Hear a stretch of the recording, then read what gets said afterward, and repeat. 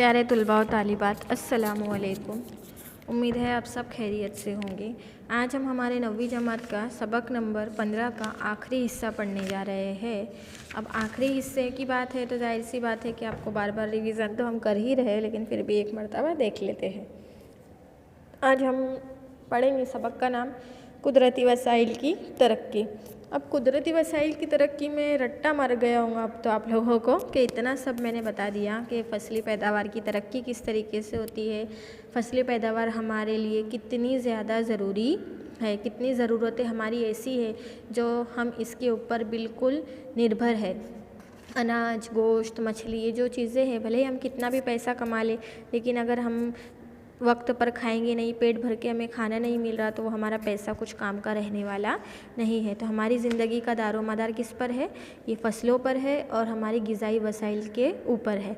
तो फसली पैदावार की तरक्की के अंदर हमने देखा था कि बेशुमार पौधे और बेशुमार जो जानवर हैं, उनसे हमें हमारी ग़िज़ा हासिल होती है।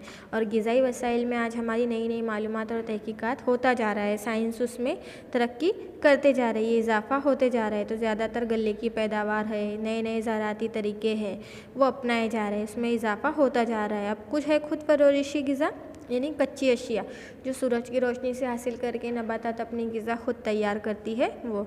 और जो है देग्र परवरिशी, देग्र परवरिशी कौन? जिसके अंदर हम लोग खुद अपनी ग़िज़ा के लिए किसी दूसरे पे डिपेंड रहते हैं और हमारी ग़िज़ा में हम शामिल करते हैं सब्ज़ियाँ, गोश्त, अंडे, फल, फ्रूट, ये तमाम चीज़ें जो है ये हम हमारी ग़िज़ा में इस्तेमाल करते हैं। और ये चीज़ें हमें कहाँ से हासिल होती है?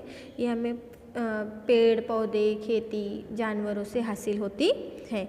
फसली पैदावार में इजाफे के तरीके मैंने आपको बताया था कि 3 हैं, और फसल की किस्मों में सुधार, फसली पैदावार में सुधार और फसली हिफाजती इंतज़ामात, ये 3 तरीके बताया था। फसलों की किस्मों में सुधार का क्या बताया था कि ऐसे साइंसी तरीकों से फसलों को तैयार करना कि उसके अंदर जो है मखलूतियत यानी क्रॉस ब्रीडिंग यानी बीजों को उल्टे तरीके से उगाना। उल्टा मतलब ये नहीं कि उल्टा उगा रहे, मतलब एक अनाज के साथ दूसरे अनाज को उगाना ताकि फसलों की इस्लाह हो सके और नई नई बीजें उसके अंदर कीमियावी तरीके से भी नए नए बीजों को जांच पड़ताल के लिए खेतों में उगाया जाए ताकि उससे निकलने वाली फसल से किस तरीके की फसल हासिल हो रही है उसके बारे में बताया जाता है। फिर ऐसे बीज गैर मुवाफिक मौसमी हालात को वो बर्दाश्त कर सके। अब गैर मुवाफिक मौसमी हालात जैसे भी हमारी बारिश हुई थी दिसंबर में कुछ दिन पहले, तो ये गैर मुवाफिक मौसमी हालात है, कभी कहत पड़ रहा है या फिर गर्मी के अंदर इतनी शिद्दत की गर्मी पड़ रही है जिसकी वजह से खेतों को नुकसान हो रहा है, या ऐसे बारिश का मौसम जिसके अंदर खेती बाड़ी को भी नुकसान हमारी पहुंच रहा है, तो ये गैर मुवाफिक हालात। फिर ज़मीन की क्वालिटी में सुधार, फी हेक्टर की पैदावार में सुधार, हयातियाती और गैर हयातियाती अवामिल, ठंडी गर्मी को बर्दाश्त करने के लायक फसलों को तैयार करना। उसके बाद अहम पॉइंट के फसलों के पैदावार के पकने के जो टाइमिंग है वो टाइमिंग के अंदर सुधार लाना। अब वो टाइमिंग में कैसा सुधार लाना कि वो जो फसल पक रही है वो फसल के अंदर जो जितने टाइम ले रही है उससे कम टाइम के अंदर अच्छी और बेहतर फसलें तैयार होना। फिर ऐसे किस्म के बीज तैयार करना जो कम पानी के अंदर भी पैदावार कर सकते हैं अच्छी मिकदार में। तो इस तरीके से फिर फसली पैदावार के इंतज़ामात में हमने तग़ज़ियाती निज़ाम में 2 किस्में देखी थी, मैक्रो और माइक्रो। मैक्रो के अंदर जो है ज़्यादा अनासिर वाली ज़मीन को ज़रूरत पड़ती है, उसमें नाइट्रोजन और फास्फोरस और कैल्शियम मैग्नीशियम हासिल होता है ज़मीन को। और माइक्रो के अंदर ये लोहा, मैग्नीज, जस्ता, तांबा, ये क्लोरीन वाले मादे उसमें शामिल होते हैं। तो ये मैक्रो और माइक्रो के अंदर लोहा, जस्ता, तांबा और क्लोरीन है, और मैक्रो के अंदर नाइट्रोजन, फास्फोरस है, तो ये आपको ध्यान रखना है। फिर उसके बाद हमने पढ़ा था खाद के बारे में। तो खाद भी 2 किस्म की है, एक खाद जो है कुदरती जिसे FYM कहते हैं, जो है कंपोस्ट खाद, और कुदरती खाद जो हमारे जानवरों के, इंसानों के फुजलात से, कचरे से, सड़े गले चारे वगैरह से तैयार की जाती है, वो कंपोस्ट खाद कहलाती है, जिसके अंदर जरासीम कुश अशिया, फफूंद जो खाद बनाई जाती है उसे कंपोस्ट खाद कहते हैं। गोबर, इंसानी फुजला, नामियाती अशिया। अब ये खाद 3 से 6 महीने के अंदर तैयार होती है, ऐसे बड़े गड्ढे में, गड़ों में गाड़ा जाता है। जब ये खाद तैयार हो जाती है 3-6 महीने में, तो 3-6 महीने के बाद इसके अंदर जो नामियाती मादे पैदा होते हैं जो खेती बाड़ी के लिए ज़रूरी है, तो उसमें फास्फोरस, नाइट्रोजन और पोटाशियम ज़रूरी मादे पैदा होते हैं। तो ये 0.5 की मिकदार में तादाद के अंदर ये नाइट्रोजन, फास्फोरस और पोटाशियम पैदा हो जाता है। तो इस तरीके से ये पौधों के अंदर जो मिट्टी है वो मिट्टी के लिए बहुत फ़ायदेमंद होते हैं। फिर उसके बाद मसनूई जो साइंसी तरीके से तैयार की जाने वाली खाद है, तो साइंसी तरीके से जो तैयार की जाती है तो फर्टिलाइज़र्स खाद है, जिसके अंदर जो कीमियावी अनासिरों को मिलाया जाता है, जैसे नाइट्रोजन मिलाया जाएगा, फास्फोरस, यानी यही चीज़ें ज़मीन के लिए ज़्यादा ज़रूरी है, नाइट्रोजन, पोटाशियम और फास्फोरस। तो यही चीज़ों से यही अनासिरों से मसनूई तरीके से खाद को तैयार करना। तो उनके नाम भी फिर उसी के हिसाब से दे दिए हैं कि नाइट्रोजन वाले फर्टिलाइज़र्स, फास्फोरस वाले फर्टिलाइज़र्स, पोटाश वाले फर्टिलाइज़र, इस तरीके से इनके नाम भी उनके ही मिकदार पे दिया गया था। फिर हम पढ़ते थे आबपाशी। तो आबपाशी यानी फसलों को जो पानी की ज़रूरत होती है और वो जो मुनासिब वक्त में उनको पानी दिया जाता है उनकी नशोनुमा के लिए, तो वो पानी जो है उनकी, अगर फसलों को पानी नहीं मिलेगा तो नामुमकिन हो जाएगा फसलों की पैदावार के अंदर उनका। तो तग़ज़ियाती अनासिर और जो मिट्टी है वो पानी से ही घुल मिल कर एक होते हैं और फिर वो नशोनुमा फसलों को पहुंचाते हैं, उनकी नशोनुमा होते रहती है। तब सबसे ज़्यादा जो पानी की ज़रूरत पड़ती है वो धान की फसल को पड़ती है, जो रोपी जाती है धान की फसल, तो वो धान की फसल को सबसे ज़्यादा पानी की ज़रूरत पड़ती है। अब ये आबपाशी का जो निज़ाम है हमारे हिंदुस्तान के अंदर कैसे किया जाता है, तो नहरें, नदियाँ, टैंक, कुएँ, घाटियाँ से हम ये इंतज़ाम करते हैं। देखते हैं ना हम लोग के रिवर फ्लेट वगैरह से पानी का इंतज़ाम हो रहा है और फसलों को ऐसी तरतीब से उगाया जाता है कि उनको पानी भी बराबर मिले और उनकी जो नशोनुमा है वो भी मुआफ़िक तरीके से बिल्कुल बराबर हो। फिर उसके बाद आता था मिली जुली खेती करना। अब मिली जुली खेती के अंदर क्या है कि खेती के साथ साथ किसान अपना दूसरा बिजनेस भी शुरू करते हैं, जैसे साथ में मवेशियों को पालना।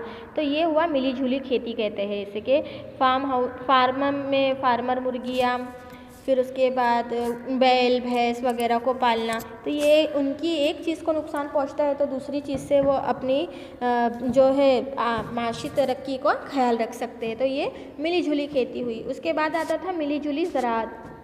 एक ही खेत में एक ही मौसम में 2 या 2 से ज़्यादा फसलों को उगाना, जिसे कसीरुल फसल ज़राअत कहते हैं। यानी मौसम तो एक ही है, उसके साथ साथ अगर मूंग की फसल बो रहे हैं तो मूंग की फसल के साथ साथ दूसरी तुअर की फसल को साथ में बोना। तो इस तरीके से ये क्या है, मिली जुली ज़राअत, यानी एक ही मौसम के मुआफ़िक 2 फसलों को एक ही खेत में एक वक्त में बोना, ताकि वो एक ही टाइम के अंदर 2 फसलें तैयार होकर मिले। तो उन फसलों का जड़ से निज़ाम मुख्तलिफ होना चाहिए और मुख्तलिफ फसलों में तग़ज़ियाती अनासिर और रोशनी और नमी दोनों चीज़ों का ख्याल रखना चाहिए। यानी फसलों की नशोनुमा के लिए जिन चीज़ों की ज़रूरत होती है उन चीज़ों को बहुत ध्यान से रखना चाहिए, ताकि एक ही वक्त में हमें 2 फसलें मिले और दोनों फसलों से फ़ायदा उठाया जाए। अब उसके बाद आता है फसली फेरबदल। फसली फेरबदल में हमने देखा था कि एक ही खेत में हर साल जो अनाज निकलता है वो अनाज और फलीदार पौधों को, फसलों को फेरबदल करके उगाना। यानी एक अगर फसल निकली है तो वही फसल में दूसरा जो है वो फलीदार पौधों को उगा देना, ताकि गहरी और उथली जड़ वाली फसलों को उगाया जाए, तो जिसकी वजह से फसलों की फेरबदल से भी जल्दी कम वक्त के अंदर अच्छी फसलें दस्तयाब हो सके। उसके बाद आता था फसली हिफाजती इंतज़ामात। तो बीमारी फैलाने वाले जो अज़ू है जो खेतों को नुकसान पहुंचाते हैं, तो तकरीबन 50 से 70% फसलें जो होती है वो कीड़े और फफूंद और जो जरासीम है उसकी वजह से ही ख़राब हो जाती है। तो वो ख़राबी की वजह से बचाने के लिए ऐसे जानदार जो इंसानी सेहत यानी हमारी सेहत के ऊपर भी असर करते हैं और माहौल की चीज़ों को भी नुकसान पहुंचाते हैं, तो वो घुन यानी पेस्ट कहलाते हैं।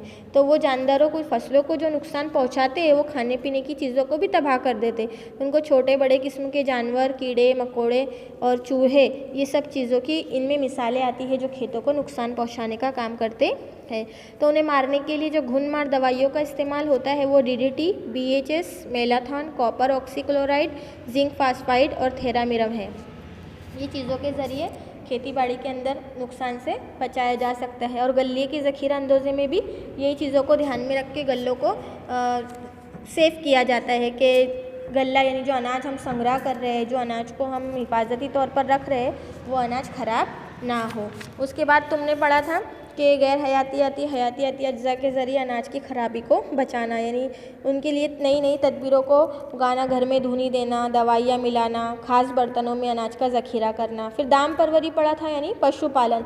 तो पशुपालन में मवेशियों की ज़राअत किस तरीके से होती है, तो उसमें सबसे पहले हमने पढ़ा था कि मवेशियों की ज़राअत के अंदर घरेलू जानवर जो दूध दे, हमें गोश्त दे, अंडे देते हैं और साथ साथ खेतों में काम भी करते हैं, जिसमें गाय, भैंस, बकरी, मुर्गी, घोड़ा, बैल सब आ जाते हैं। और अच्छी नस्ल के जानवर जो ज़्यादा मिकदार में दूध देवे, ऐसे मवेशियों को पालना मवेशियों की ज़राअत कहलाता है। फिर उसके बाद हमने पढ़ा था मुर्गियों को पालना। मुर्गियों को पालने में हमने मुर्गियों के पोल्ट्री फार्म देखे थे, जिसमें कोलायती मुर्गी और देसी मुर्गी को रखा गया था और उनकी भी हिफाजत के लिए क्या क्या चीज़ें की गई थी। बीमारियां जो मुर्गियों में फैलती है, जरासीम, फफूंद, उससे बचाने के लिए मुर्गियों को अलग अलग तरीके से रखा गया था। फिर हमने पढ़ा था मछली पालना। तो मछली के अंदर बहुत ज़्यादा मिकदार में प्रोटीन होता है, तो जिसकी वजह से हम ग़िज़ा में उसे इस्तेमाल करते हैं। तो मछली हासिल करने के भी दो तरीके हैं, एक कुदरती तरीका जिससे हम मछली पकड़ना कहते हैं और दूसरा होता है मछली पालना, जो मसनूई तरीका है, इंसान ने ईजाद किया है। तो जो समंदरी मछलियाँ है, तकरीबन 75,000 किलोमीटर जो लंबा साहिली इलाका होता है, वहाँ मछली पकड़ने के लिए वो इलाका बहुत काम आता है।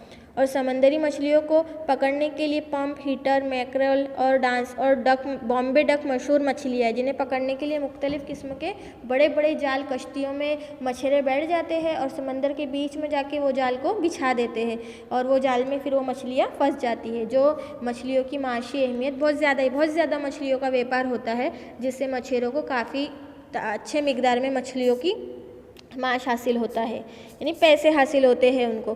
फिर उसके बाद हमने पढ़ा था ताज़ा पानी की मछली। तो ताज़ा पानी के अंदर जो है तालाबों का पानी बदलते रहता है, यानी हमारे आसपास के इलाकों में ताज़े पानी की मछली जो होती है, तो उन्हें मछलियों को ख़ास तौर पर कतला और रौ मछली जो हम खाते हैं, वो मछलियों को पानी में छोड़ देते हैं और उनके खाने पीने का इंतज़ाम भी उसी पानी में कर दिए जाते हैं। जैसे हम फ़िश पॉट भी देखते हैं, तो उसमें मछलियाँ रहती है ना, उसमें हम पानी बदलते हैं, खाना देते हैं मछलियों को, तो वो मछलियाँ पालना। अब हमारा सबक का आज का आखिरी पॉइंट है शहद की मक्खियों का पालन, जिसे गुजराती में मधमाखी उछेर कहते हैं। तो शहद की मक्खियों को मखसूस किस्म से बनाए गए बक्सों में पाला जाता है, यानी ऐसे बॉक्स बनाए जाते हैं और वो बॉक्स के अंदर शहद की मक्खियों को पाला जाता है, जिसे बी कल्चर कहा जाता है। इंग्लिश में बी कल्चर कहते हैं। उन बॉक्स के छत्ते को छत वगैरह के ऊपर रख दिया जाता है। शहद की मक्खियाँ उन बॉक्सों को अंदर अपना जो शहद का छत्ता देखा होगा ना आपने, जैसे गांव वगैरह में झाड़ों पर या बहुत पुरानी बिल्डिंग्स वगैरह होती है, उसमें मधुमक्खी जो ऐसे छत्ते बना लेती है, तो वो छत्ता वहाँ पर होता है और बहुत अंदर कोठरियाँ बनाई जाती है, जिनके दरमियान में दीवारें होती है, ताकि मधुमक्खियाँ किसी को नुकसान न पहुँचाए। और उनमें मक्खियों के अंदर और बाहर जाने का रास्ता भी बनाया जाता है। और ये 3 किस्म की मक्खियाँ इलाहिदा कोठरियों में रहती है और उनके काम भी बहुत अलग अलग होते हैं। हमें शहद की मक्खियाँ ऐसी जगहों पर पालनी चाहिए जहाँ मुनासिब मिकदार में फूल, पौधे, दरख्त मौजूद हो, क्योंकि शहद की मक्खियाँ जो है फूल, पौधे और दरख्त से ही अपना रस लेती है और वो शहद के छत्ते में आकर वो रस को निकाल देती है। ऐसे तो शहद की मक्खियों की वो उल्टी कहा जाता है, जिसे हम बहुत शौक़ से खाते हैं कि ये शहद बहुत अच्छा है, लेकिन एक किस्म की वो वहाँ पे वॉमिट करती है। तो ये शहद की मक्खियों का पालना होता है, जो बड़े बड़े बॉक्सों में और कोठरियों में रखी जाती है। उनके लिए ऐसी दीवारें भी बनाई जाती है और पूरा इंतज़ाम किया जाता है रास्ते का, और उसमें 3 किस्म के अलग-अलग कोठरियाँ रहती है और मक्खियों भी उनमें अलग अलग तरीके की होती है।